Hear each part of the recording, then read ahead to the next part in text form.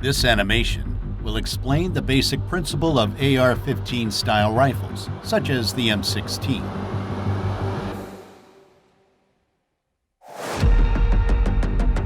The standard M16 was equipped with a carrying handle and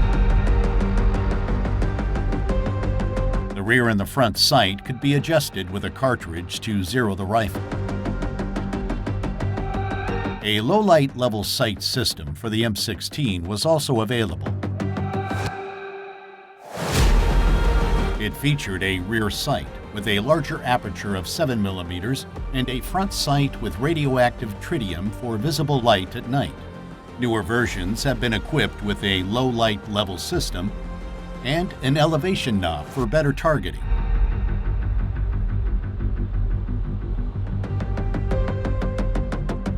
Today, a lot of accessories are available for AR-15 style rifles.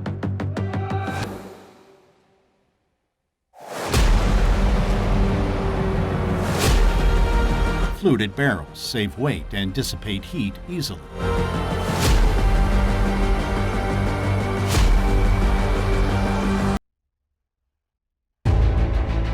Initially, the M16 assault rifle could fire in semi-automatic and fully automatic mode. When in safe mode, the trigger cannot be pulled because of the selector's shape.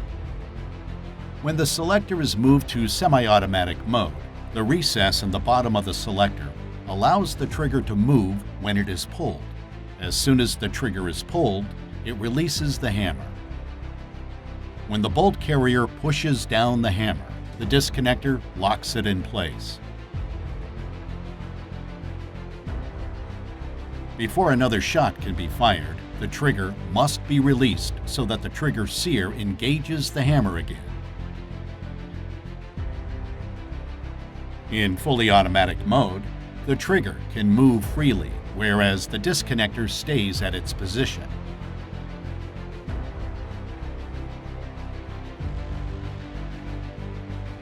The selector has a reset.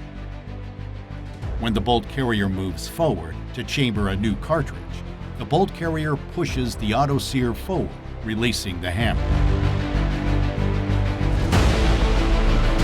Now, let's have a look at the bolt carrier. The bolt carrier houses the bolt that has several locking lugs, which are also called bolt lugs, and a cam pin. When the hammer strikes the firing pin is pushed forward. The firing pin hits the bottom of the cartridge, which consists of the case, the propellant, the bullet, and the primer. The case of the cartridge is filled with the propellant. At the bottom of the case is the primer. The primer holds the priming mixture. When the rifle's firing pin strikes the primer cap, the priming mixture explodes, resulting in the ignition of the propellant.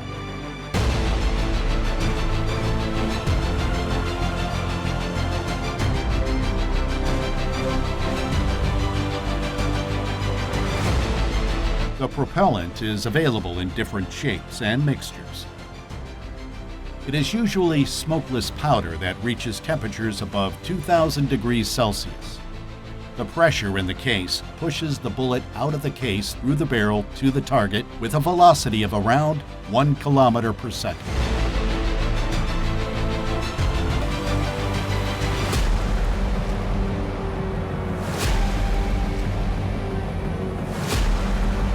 The pressure provided by the propellant is transmitted to the bolt carrier. Consequently, it is pushed back. The bolt is unlocked and moved backwards by the bolt carrier by means of the cam pin. The extractor removes the spent case from the chamber, while the spring-loaded ejector ejects it.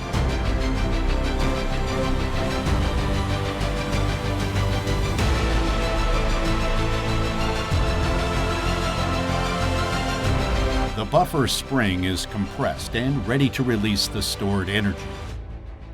Consequently, it will push the bolt carrier back to its initial position. The bolt chambers a new cartridge.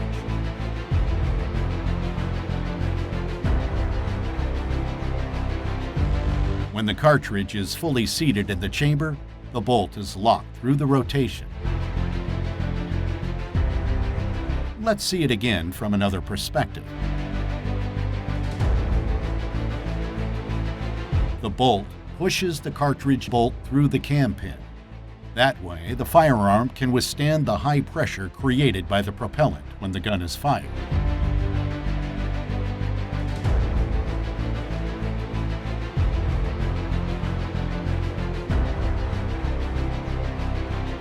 Let's see again the locking mechanism. In fully automatic mode, the rifle would release the hammer and fire. Because many soldiers would fire in fully automatic mode and waste ammunition, the burst mode was introduced. When the trigger is pulled, only 3 rounds are fired. This is possible through a spring clutch. The diameter of the spring clutch gets smaller or larger according to the direction of the force. So, when the trigger is pulled, the hammer strikes the firing pin. When the hammer is pushed back by the bolt carrier, the disconnector cam rotates thanks to the spring clutch. This is done 3 times until the burst cam follower reaches the stop notch. Because the stop notch is deeper, the disconnector holds back the hammer. So, the trigger must be released to fire again. Let's see it again from the side view.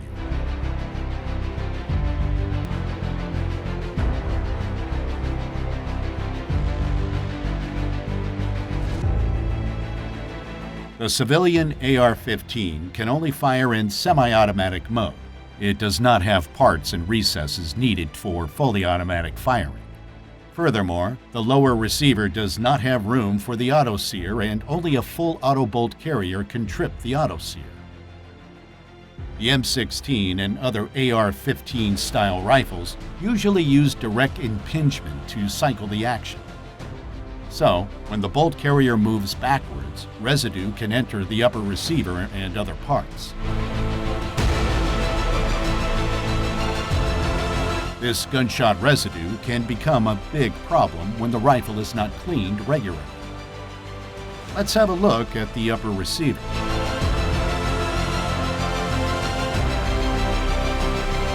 When the rifle is not cleaned regularly, deposits can be found on the walls of the firearm's upper receiver over time. This can lead to increased friction between the upper receiver and the bolt carrier, so that the bolt carrier gets stuck and a new cartridge cannot be chambered.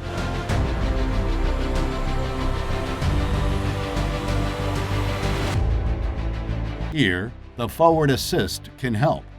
Pushing the forward assist plunger will move the bolt carrier forward, thanks to the notches. This can be done until the bolt is locked and the rifle is ready to fire. Flash hiders are common on military rifles. Flash suppressors hide the flash so that the soldier is not blinded in low-light shooting conditions. They do this by dispersing the burning gases so that they cool much faster.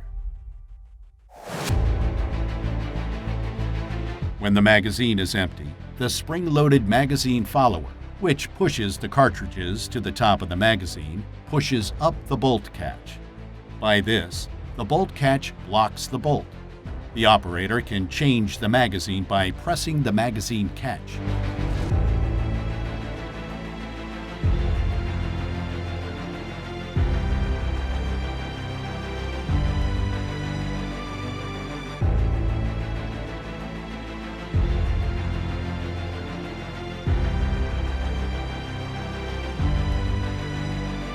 Pushing the bolt catch will release the bolt. The firearm is ready to fire. Manually charging the gun is also possible.